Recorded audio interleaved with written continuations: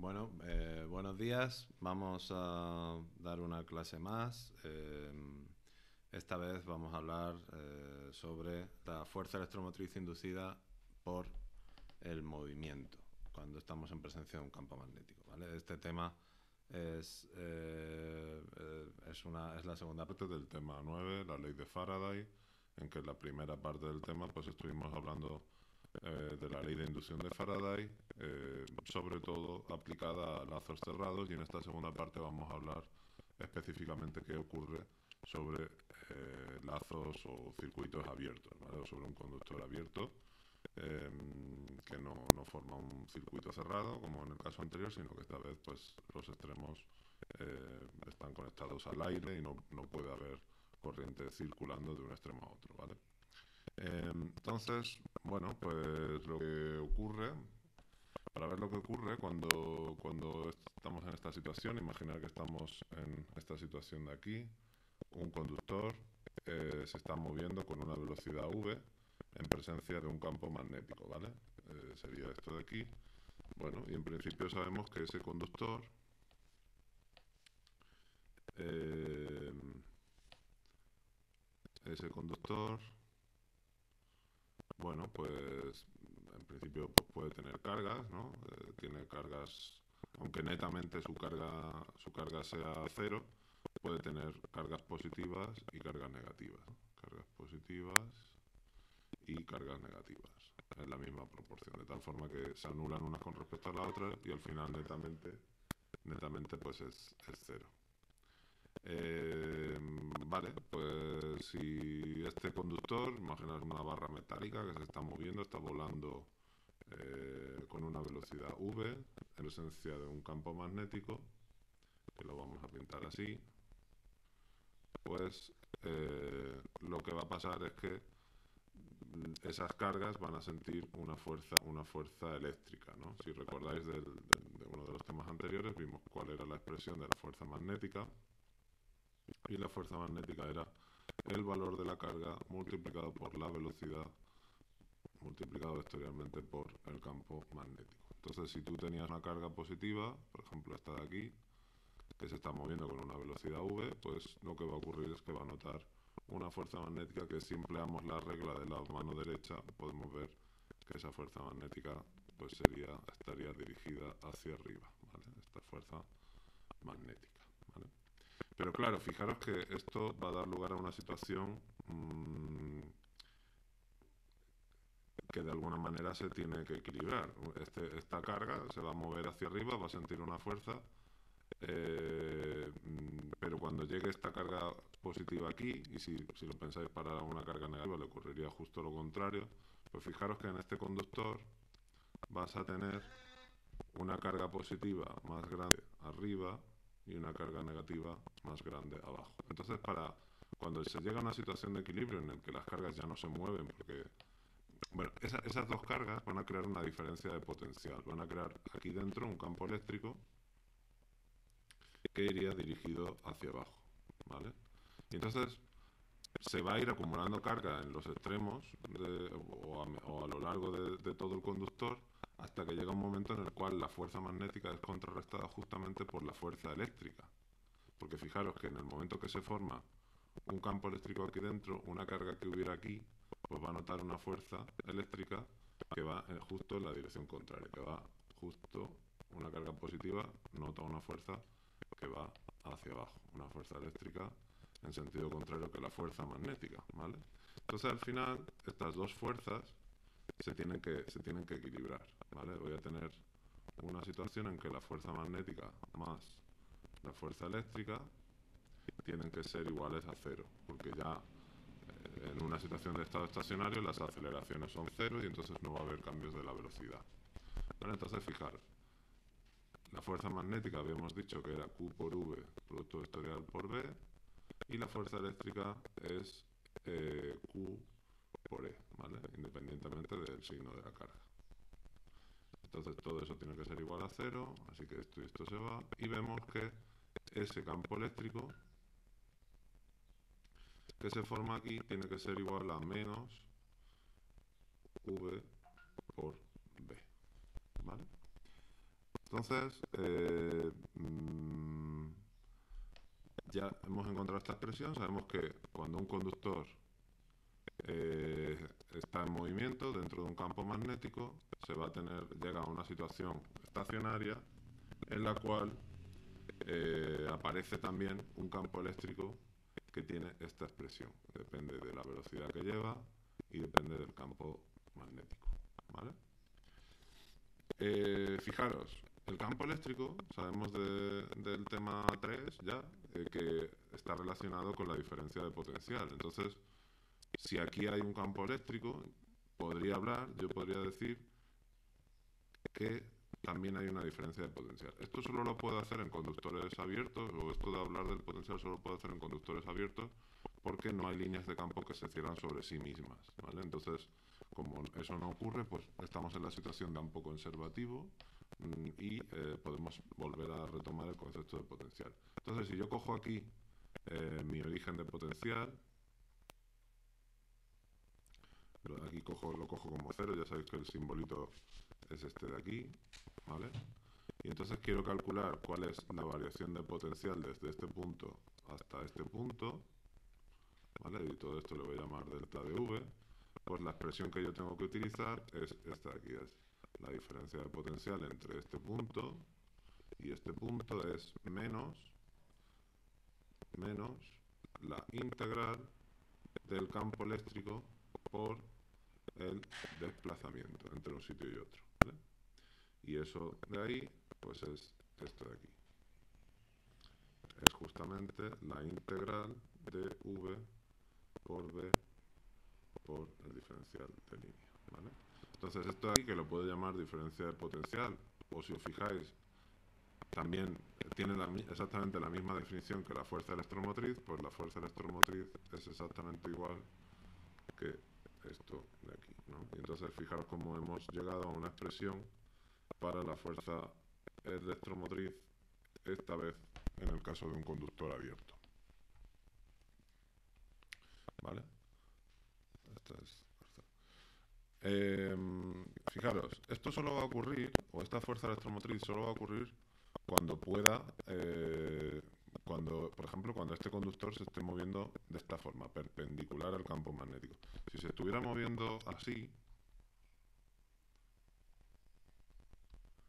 ¿vale? Pues bueno, en principio también aparecería una fuerza electromotriz, pero bueno, en los extremos, aquí aparecería carga positiva, aquí carga negativa, en los extremos de los lados. Pero bueno, sería mucho más pequeña esa fuerza electromotriz, como al final va multiplicada por la distancia, pues sería mucho más pequeña que la de este de aquí, que se va a producir esta fuerza electromotriz a lo largo de toda esta longitud. Y este espesor, vamos a llamarle W, pues ese espesor es muchísimo más pequeño, ¿no? Entonces, prácticamente, bueno, depende ya del tipo de conductor, pues podría ser incluso despreciable, ¿no? Entonces, la orientación del conductor con respecto al campo magnético, pues va a ser muy importante para saber si va a aparecer una fuerza electromotriz ahí o no, ¿vale? Vamos a hacer un par de ejercicios para familiarizarnos con esta fórmula. Bueno, vamos a resolver este ejercicio. Me piden que obtenga la fuerza electromotriz inducida en un lazo cerrado considerando sus segmentos como conductores en movimiento, es decir, sin emplear el flujo.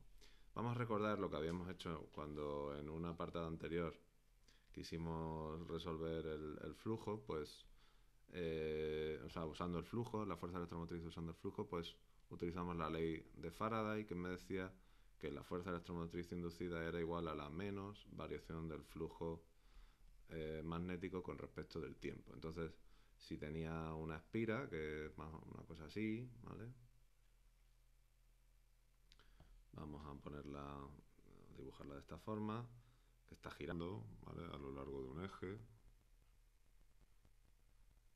omega, y está en presencia de un campo magnético. Vamos a pintarlo, así, ¿vale? Vamos a suponer que vamos a coger un sentido de corriente de esta forma, así va la corriente. Entonces eso, al coger este sentido de corriente, eso me está diciendo que la normal de esta espira tengo que cogerla en este sentido, y entonces pues Si ya aprovecho y me cojo este sistema de coordenadas, voy a coger este el eje Z, este es el eje X, y si este es el eje X, el eje Y tiene que ir así, ¿vale? Sí, entonces pues el flujo magnético tendría esta expresión, sería el campo magnético multiplicado por el área, campo magnético multiplicado por el, esto me está haciendo cosas raras, campo magnético multiplicado por el área, multiplicado por el coseno del ángulo que forma la normal con el campo magnético, que si esto está girando, pues en principio sería el coseno de omega t, ¿vale? Al sustituir aquí, pues bueno, podéis ver, salto algunos pasos, pues es directamente en B por A por omega por el seno de omega t, ¿vale? Entonces, pues esta sería la expresión de la fuerza electromotriz, una expresión muy sencillita, muy fácil de obtener utilizando la fórmula anterior. Esta forma va a ser bastante más larga, pero bueno, lo que queremos es practicar un poco esta nueva expresión, esta nueva forma de trabajar y comprobar que da lo mismo, que es lo que tendría que pasar, ¿no? Si no diera lo mismo, pues sería bastante raro. Vale, pues entonces lo que vamos a hacer es dividir este lazo, pues en principio en 4 segmentos.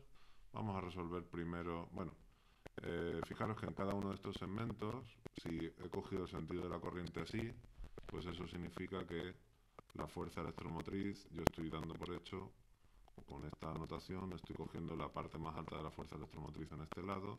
Entonces vamos a ver lo que pasa, por ejemplo, en este segmento, en el segmento 1, ¿no?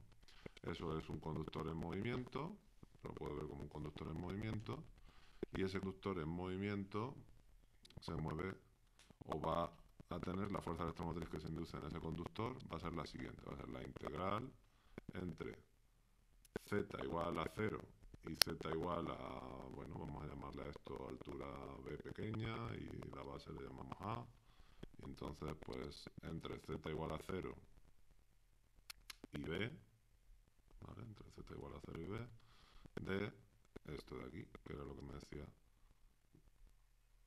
la fuerza electromotriz por diferencial de línea, ¿vale?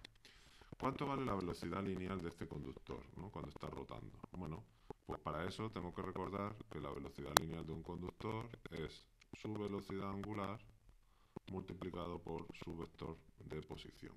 Uy, perdón, no, su vector de posición, ¿vale? Su posición, fijaros que con este sistema de coordenadas, ¿cuál sería? Bueno, pues lo puedo expresar como sencillamente, bueno, omega sería directamente omega z, y r, pues en el sistema de coordenadas cilíndrico, pues es directamente a medios por rho unitario, ¿vale? Este producto vectorial sería omega a medios, y ahora tengo el producto cíclico de z por rho, el producto vectorial de z por rho. Si recordáis, en coordenadas cilíndricas tenía que rho iba primero, después venía phi, después venía z y después venía rho. Entonces, como tengo el producto vectorial de dos coordenadas que son cíclicas, z y rho, pues esto me tiene que dar phi, ¿vale? Este es el vector phi. El diferencial de línea, fijaros que yo la línea a lo largo de la cual me estoy moviendo es esta de aquí. Entonces el diferencial de línea en ese caso es diferencial de z por z unitario, ¿vale? Y b, pues b siempre vale lo mismo, b es directamente b por x, ¿vale? Entonces esto de aquí lo puedo escribir como 0b omega a medios phi producto vectorial de b por x producto escalar del diferencial de z por z unitario.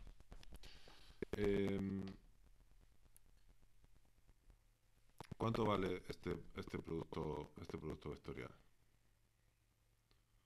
Bueno, ese producto vectorial es el producto vectorial de phi, que el vector phi, si miramos en la fórmula que teníamos en el capítulo 2, en la fórmula que teníamos al principio del capítulo 2, tenemos que phi es menos seno de phi por x más coseno de phi por y, ¿vale?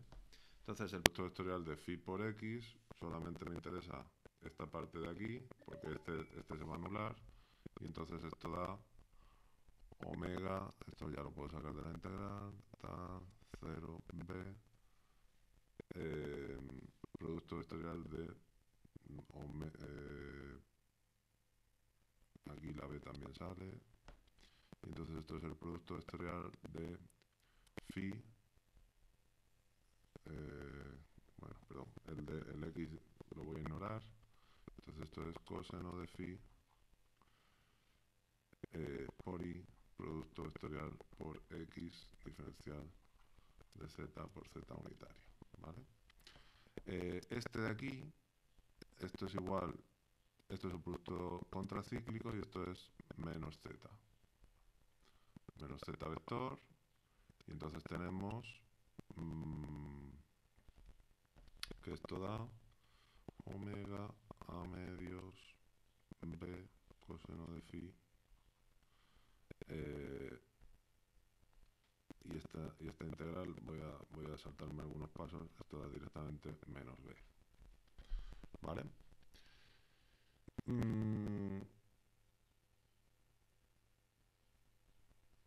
Fijaros, esto de aquí,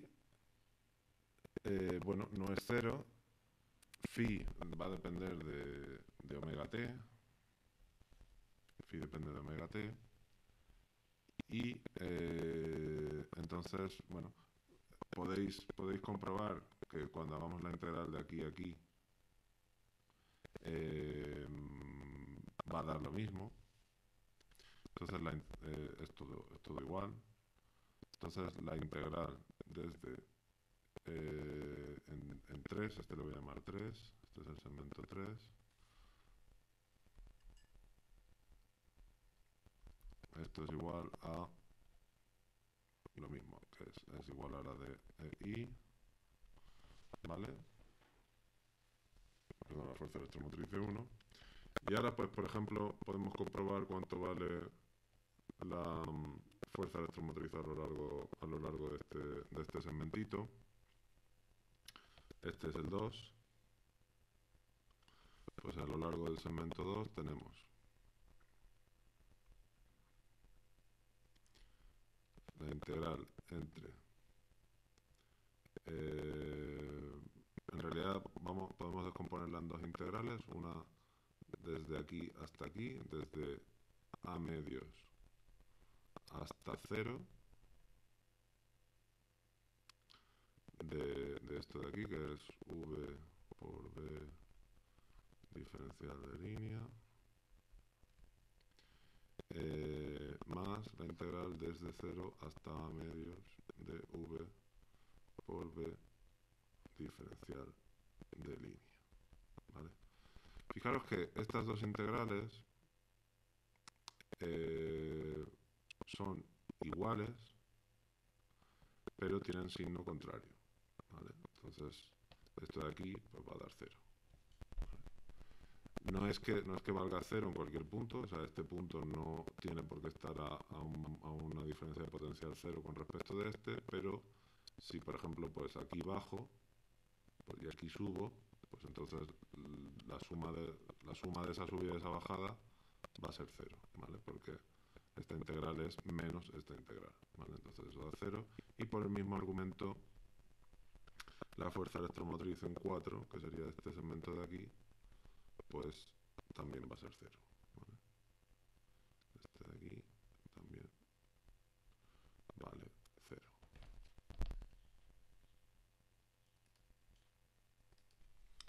En conclusión, si cogemos y sumamos todas las fuerzas electromotrices a lo largo de todos los segmentos, pues tenemos que Los únicos términos que sobreviven son los que son a lo largo de los segmentos 1 y 3, y entonces esos son iguales,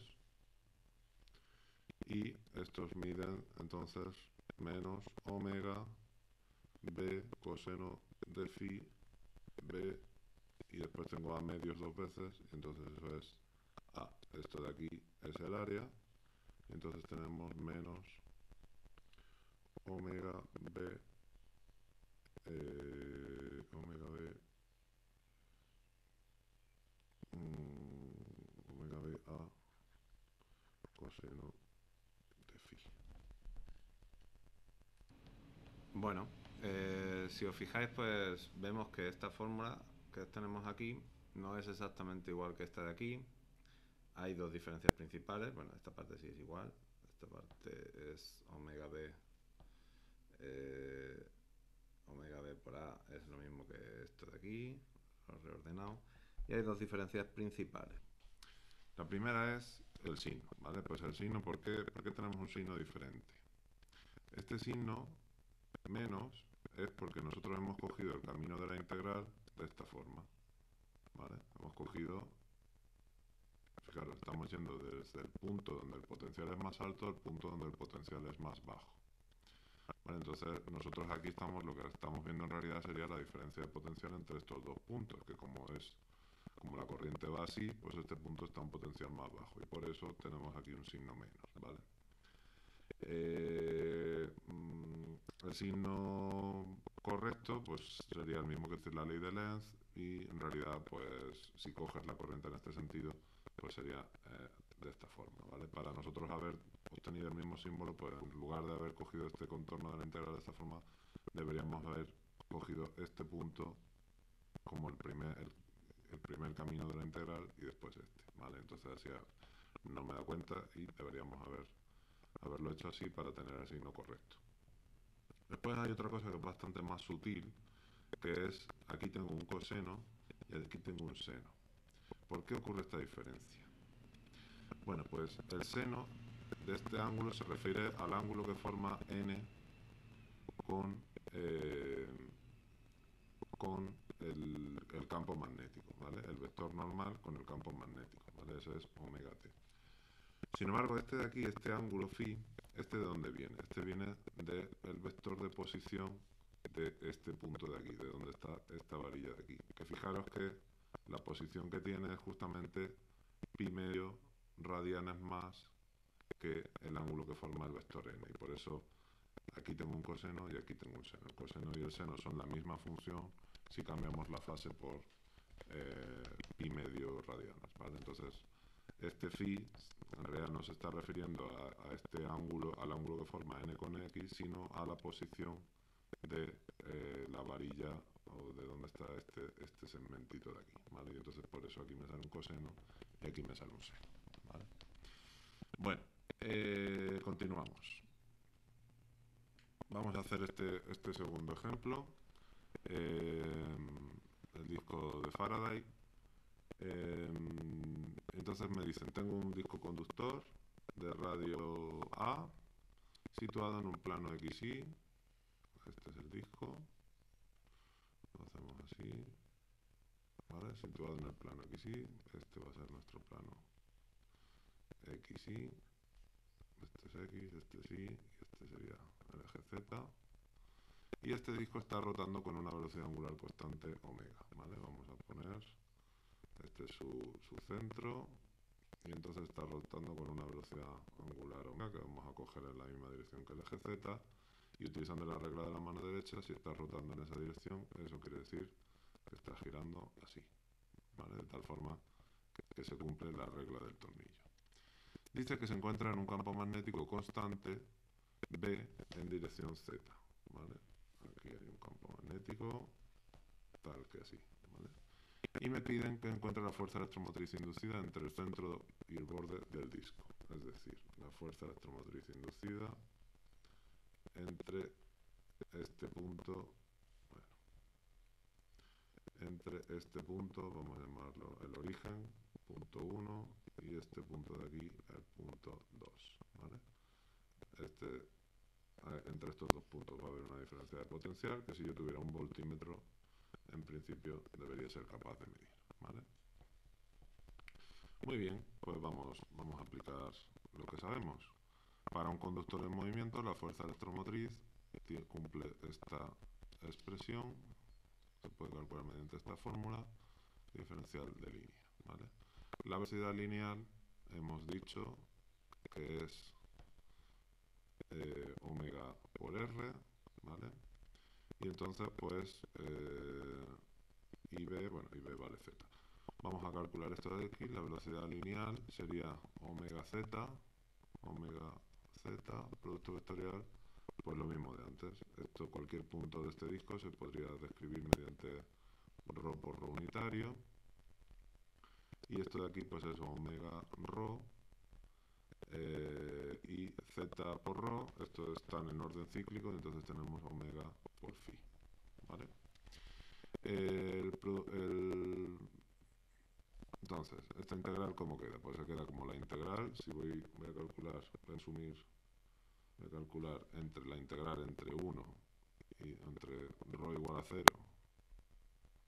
y ρ igual a A, ¿vale? Esto es el radio del disco. Ahora aquí apunto esto de aquí, que es omega por ρ por phi, producto vectorial por B vector, que es B por Z, ¿vale? ¿Y el diferencial de línea cuánto vale? Bueno, pues si me estoy desplazando a lo largo del radio del disco, no está cambiando nada más, pues entonces esto es diferencial de ρ por ρ unitario, ¿vale? Entonces, esto de aquí, este producto vectorial es no, esto no es, esto puesto aquí A no es A, esto es 0. Esto es 0. Esto es el producto entre 0, 0 y A de omega por ρ por B, y el producto vectorial de phi por z, que si recordamos lo del orden cíclico es ρ phi z,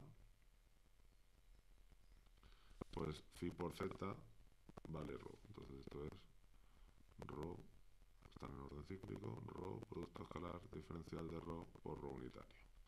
Estos dos vectores están en la misma dirección, mismo sentido, y entonces el producto escalar entre ellos vale 1, y omega es constante, b es constante, pero ρ no es constante. Entonces omega y b pueden salir de la integral y se me queda ρ, diferencial de ρ entre 0 y al cuadrado.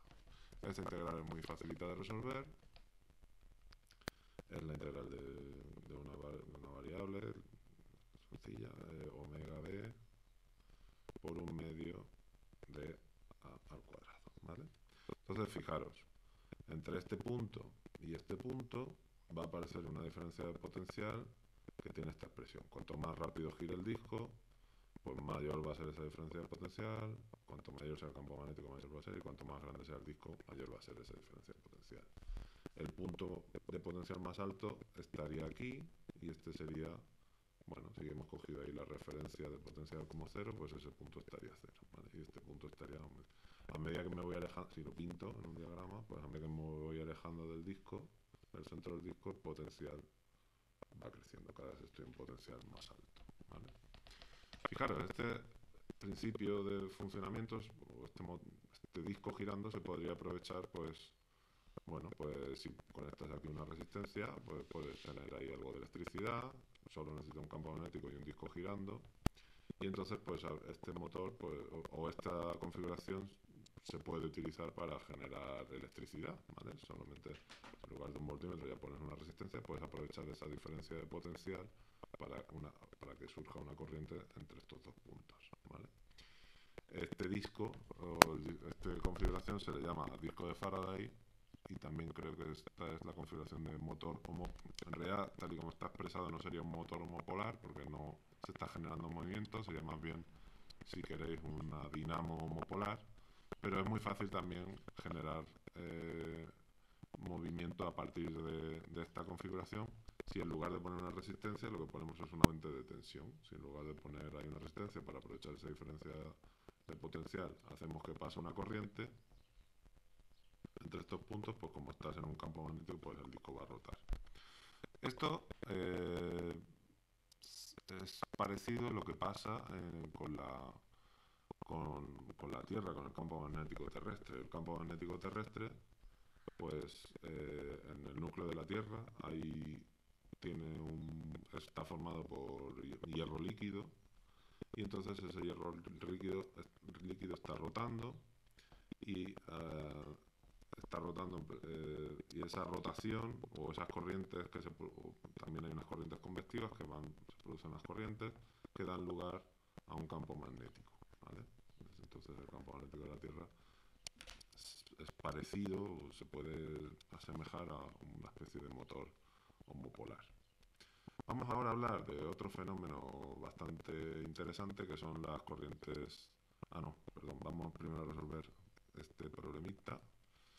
El generador conductor corredizo, otro caso en el que vamos a intentar aplicar lo que sabemos de la ley de Faraday para conductores en movimiento, y dice: la figura muestra un conductor en forma de U en un campo magnético uniforme. Colocamos una varilla de metal de longitud L entre los brazos para cerrar un circuito. Movemos la varilla hacia la derecha con una velocidad constante, V constante. Determina la magnitud y dirección de la fuerza electromotriz resultante. Bueno, pues si tenemos esto de aquí, la varilla se está moviendo así, ya sabemos que la fuerza electromotriz tiene esta expresión de aquí, y entonces pues el campo eléctrico que se forma debido a que se están empujando los electrones hacia arriba, pues apunta hacia abajo, el campo eléctrico apunta hacia abajo, y entonces la diferencia de potencial tiene el valor más alto aquí arriba. Como el único que se está moviendo es este, pues lo podemos ver de esta forma. Hay una forma alternativa que podría ser utilizando la ley de Faraday para lazos cerrados, ¿vale? Entonces, la fuerza electromotriz que se forma es así, en esta dirección. Entre este punto y este punto tiene que aparecer esta diferencia de potencial. Y fijaros, si lo vemos como un circuito, pues eso sería lo mismo que esto. Y si esto tiene todo el resto de la varilla, tiene una resistencia R, pues entonces aquí se está formando un circuito de esta forma, donde aquí tengo un potencial más alto que aquí, y entonces por eso la intensidad que pasa pues tiene que ir en esta dirección, no tal y como está dibujado. Bueno, pues podemos determinar ya hemos determinado la dirección de la fuerza electromotriz resultante, las corrientes a las que da lugar, y podemos determinar ahora la magnitud, ¿no? Entonces, esto sería sencillamente aplicarla aquí, vamos a decir, entre 0 y L. Si cogemos como sistema de referencia este de aquí, X, Y, ¿vale? Pues entonces la velocidad a la que se mueve es V por X. Esto se está moviendo V por X. Producto vectorial de C con el campo magnético, que el campo magnético, si esto es XY, pues el campo magnético, o sea, mi sistema de coordenadas apunta hacia afuera de la pizarra y el campo magnético entonces apunta hacia adentro en sentido contrario, ¿no? Entonces por eso le pongo aquí un signo menos. Producto escalar por el diferencial de línea, que como voy a hacer la integral entre este punto y este punto, pues entonces eso es diferencial de Y por Y, ¿vale? Este producto vectorial, ¿cuánto vale? Pues esto de aquí sale del producto vectorial, tengo menos V por B, y me queda el producto vectorial entre X y Z, que como están en orden contracíclico, pues eso es menos Y, que con este signo menos se van a ir, entonces la integral se queda de esta forma tan sencilla. Se queda V por B por la integral del diferencial de Y, porque aquí se queda el producto escalar entre Y y Y, y eso vale 1, y entonces esto vale V por B por L, ¿vale? Ese sería el valor de la fuerza electromotriz. Fijaros, este problema se puede resolver también utilizando la ley de Faraday para lazos cerrados, ¿vale? Entonces, ¿cómo lo haríamos? Pues en ese caso, la fórmula que tenemos que utilizar es esta de aquí. Si hemos cogido este sentido de la corriente, pues entonces estamos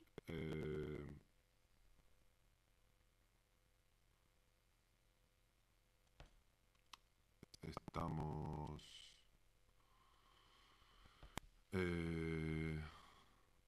claro, si cogemos este sentido de la corriente, esto es, espérate, esto es en sentido contracíclico.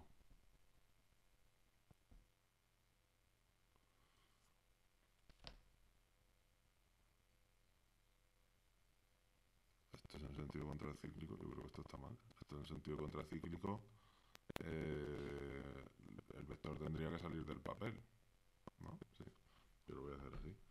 Entonces el flujo magnético es diferencial de T, es, aquí hay menos, el flujo magnético es el campo magnético, que es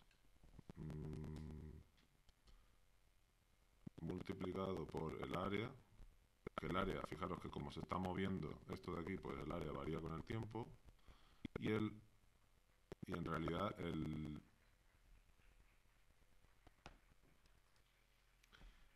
ángulo que forman pues es de 180 grados, entonces por eso le voy a poner un menos delante. Si el campo magnético va hacia adentro y tal y como está dibujado aquí las corrientes, el área debería ir hacia afuera, pues entonces esto aquí le ponemos un signo menos y ya está, ¿vale? Entonces esto es B diferencial de A diferencial de T.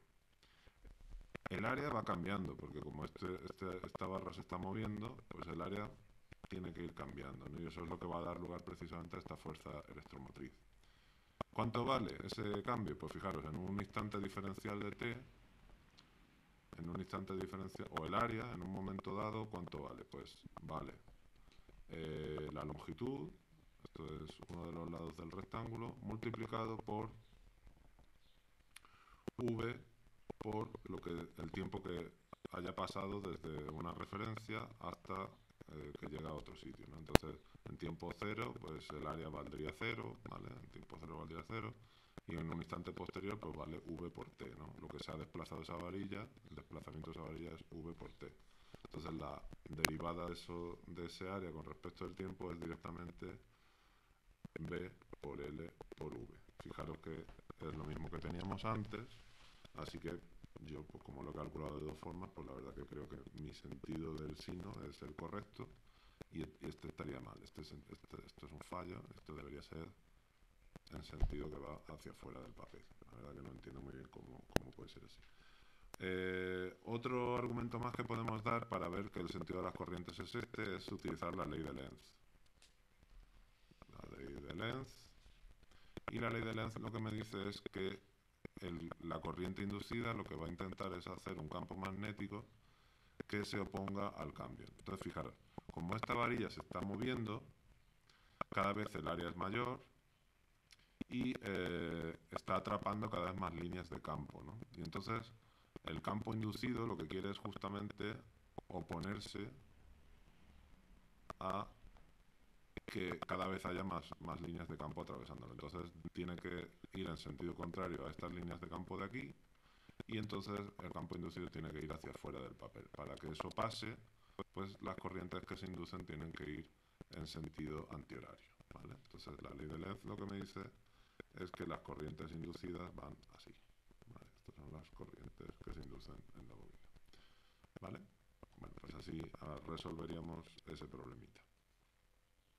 Lo último que vamos a ver hoy es, vamos a hablar un poco de las corrientes de Foucault. Las corrientes de Foucault son unas corrientes que se generan, son corrientes producidas por la fuerza, por la ley de Faraday, no son un concepto físico nuevo, pero bueno, cuando esas corrientes se generan en un conductor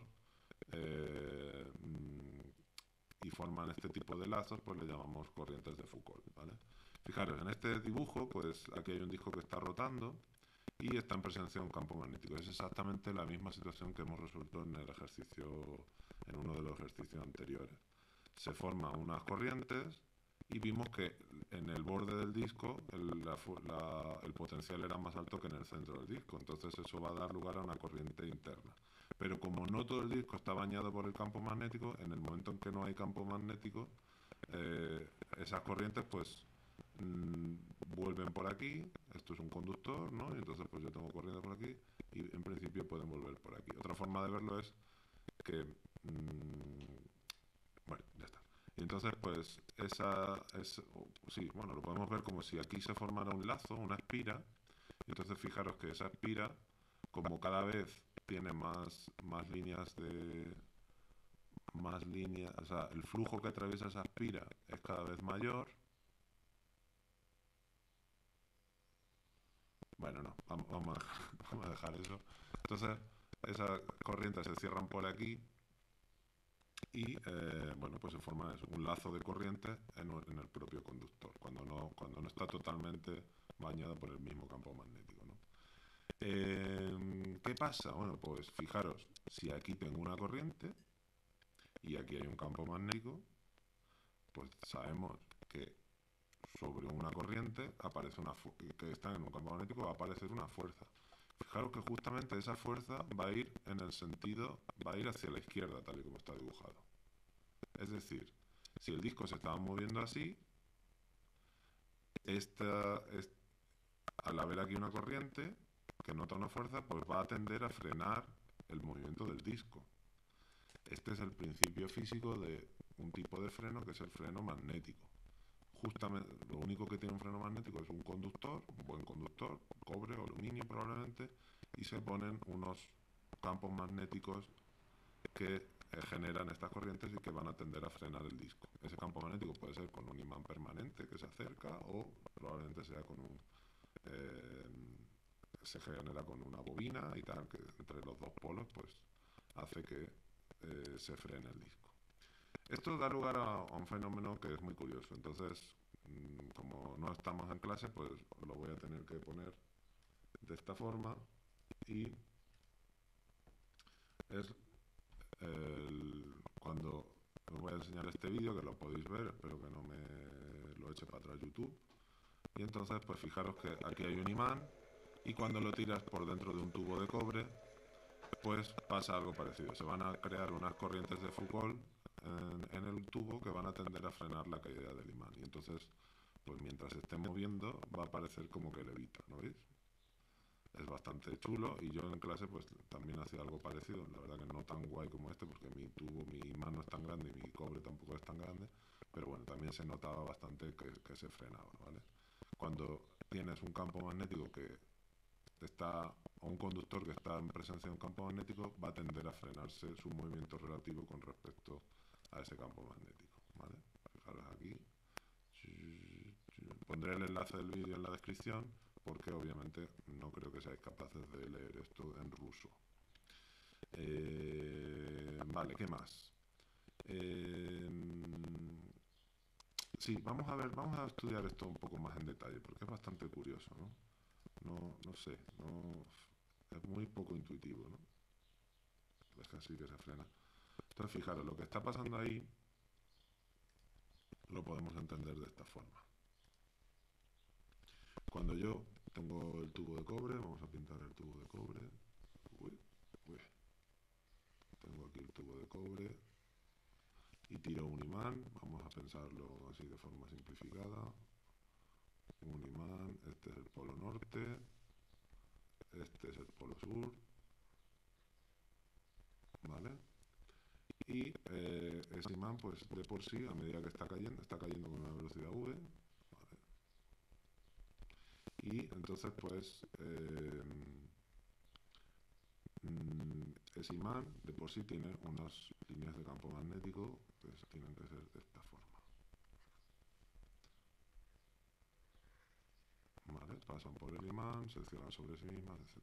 Fijaros, si esto es un tubo, puedo imaginarme un trocito del tubo de esta forma. Puedo imaginar como que esto es una espira. Voy a poner un poco más grueso. Imaginaos un trozo del tubo, tal que así, ¿no? Fijaros, si lo conceptualizo así, como una sucesión de muchas espiras, ¿esta espira qué nota? Bueno, pues esta espira, lo que va a pasar sobre esta espira es que se va a inducir una corriente. ¿Esa corriente cómo va a ser? Pues esa corriente tiene que ser... Pues si cada vez te están atravesando, la ley de Lenz me va a ayudar con esto, ¿no? Pues entonces, si cada vez me están atravesando más líneas de campo magnético, en esta espira se tiene que inducir un campo magnético que intente oponer oponerse a ese campo magnético, y entonces para que eso pase, la corriente tiene que ser tal que así. Uy, tal que así, ¿vale? La corriente en esa espiral tiene que ser tal que así. Entonces, si aquí se ha creado un campo magnético, fijaros, un campo magnético lo puedo ver como si fuera un pequeño imancito ficticio con el polo norte apuntando hacia arriba y el polo sur apuntando hacia abajo. Entonces, fijaros que mientras está cayendo, y esto solo ocurre mientras está cayendo, en el momento que se queda quieto, ya aquí no se está cambiando el flujo y entonces no se va a inducir ningún campo magnético. Aquí hay un polo norte. Un segundo. Sí. Aquí hay un polo norte que va a repeler a este polo norte. Y entonces se crea un imancito ficticio que repele a este imán, ¿vale? Entonces por eso se frena este imán, la caída de este imán. Si miramos lo que pasa justo aquí arriba, bueno, pues pasa algo parecido, ¿vale? Y entonces pues en ese caso, pero fijaros, en este lo que pasa es que había unas líneas de flujo que cada vez son menores. Cada vez hay más líneas de flujo atravesando entonces el campo magnético inducido justamente quiere quedarse como estaba y se crea hacia abajo, ¿vale? Entonces en este caso las líneas de campo, en lugar de ser así, serán justo para el otro lado, perdón, la corriente será justo para el otro lado, y entonces aquí tengo un polo norte abajo y un polo sur arriba que intenta, y ahora tengo polo norte con polo sur, se intentan atraer. Esta de aquí está intentando que el imán se caiga un poco más lento, porque ella lo que quería era quedarse como estaba, ¿vale? Y entonces pues por eso aquí al final netamente se crea una fuerza que que va en contra de la velocidad de caída. Esa fuerza llega a un valor límite, o esa fuerza tiende a contrastar la velocidad de caída hasta que llega a un valor límite, ¿vale? Hasta que contrarresta a la fuerza de la gravedad, al peso, y entonces se crea una situación en la cual alcanza una velocidad constante. La aceleración ya pasa a ser cero, o sea, sigue cayendo. ¿Por qué? Porque si baja la velocidad, entonces baja la fuerza magnética, porque se induce menos corriente. Entonces cae justo a la velocidad en la cual se igualan la fuerza magnética con el peso, y llega a una velocidad constante. Es parecido a lo que ocurría en los fenómenos de viscosidad, ¿vale? Bueno, pues os vuelvo a poner el vídeo, que lo podéis ver, y lo podemos hacer en clase, si algún día volvemos a vernos, y fijaros qué cosa más chula, por eso cae a velocidad constante. Os dejo un poco para que penséis qué ocurriría si le damos la vuelta al imán, si en lugar del polo norte abajo está arriba y abajo está el polo sur, caería a la misma velocidad, no caería, más rápido. Y también qué pasa si el imán está doblado, qué pasaría si el imán cae doblado, ¿vale? Esas preguntas ya las dejo ahí abiertas y nos vemos el próximo día.